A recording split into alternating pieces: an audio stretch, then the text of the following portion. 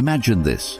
It's the Middle Ages, the time when people thought the world was flat, bathing was a luxury, and medicine was largely composed of leeches and prayers. And what do you do when you're feeling bored? Oh, you might try reading a book or going for a stroll in the countryside, right? Wrong.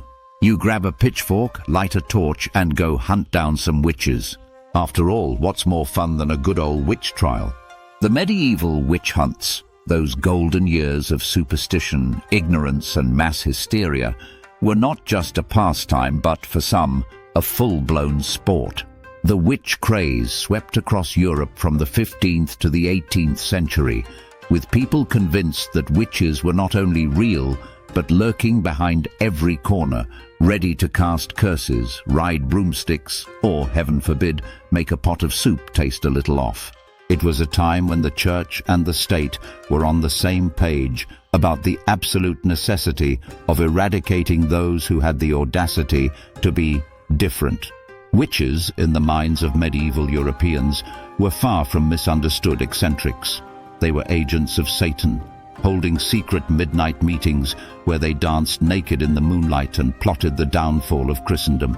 Of course, the real reason for many witch hunts had little to do with dark magic and much to do with social scapegoating. Someone's crops failed. Must be the work of a witch. Neighbor's wife annoys you. Burn her at the stake. She's probably a witch. It's amazing how quickly suspicion turned into action when it was socially acceptable to accuse people without evidence and get away with it. In fact, these witch hunts became so popular that authorities had to step in and make a whole event of it. Enter the Malleus Maleficarum, the Hammer of Witches, published in 1487 by two inquisitors, Heinrich Kramer and Jakob Sprenger. This book became the ultimate guide to witch hunting, teaching people how to spot a witch. They were often old women, of course, because young women could never be witches. How to interrogate them, with torture, obviously, and how to ensure they were burned alive at the stake. The more dramatic, the better. Kramer and Sprenger's bestseller made a strong case for the idea that witches could only confess under duress, and thus had to be tortured into admitting their crimes. Because let's face it, people are always honest when you're pulling out their fingernails, right? But let's not forget that the witch hunts were more than just an intellectual pursuit. They were a great way to address the larger problem of gender inequality.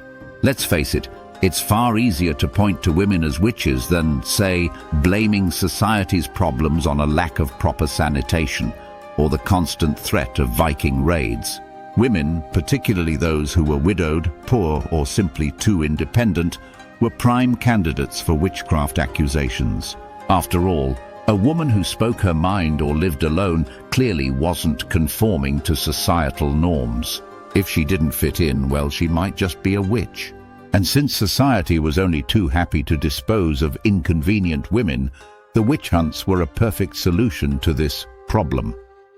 Perhaps the most entertaining aspect of the witch hunts, besides the fact that people believed a witch's mark could be a mole or birthmark, which is just what you'd expect, is how utterly ridiculous some of the trials were. Take the infamous trial of the Witches of Salem in 1692, for example. The accusations often revolved around someone simply having an opinion or making a weird facial expression. If you were accused, it didn't really matter whether you were guilty or not. You were probably going to die in an incredibly painful, theatrical way. If you were lucky enough to survive the trial, you'd likely be excommunicated, lose all your property, and end up living out your days as an outcast. The horror. While the witch hunts were fueled by fear, superstition, and a profound lack of understanding about basic science, they also represent a disturbing chapter of history in which authority figures used mass hysteria to manipulate the populace. And yet, despite the intellectual leaps forward we've made since the 18th century, we still find ourselves occasionally revisiting old superstitions. Looking at you, internet conspiracy theories. So if you think your 21st century anxieties about climate change, pandemics, or the rise of TikTok are the worst things that have happened to humankind, just remember, At least we don't spend our weekends hunting witches and burning them alive. We've got that going for us, small victories. In conclusion, the medieval witch hunts weren't just about hunting witches. They were about turning fear into power and power into a festival of social exclusion. But hey, at least the torturers got some good work out of it. What a time to be alive.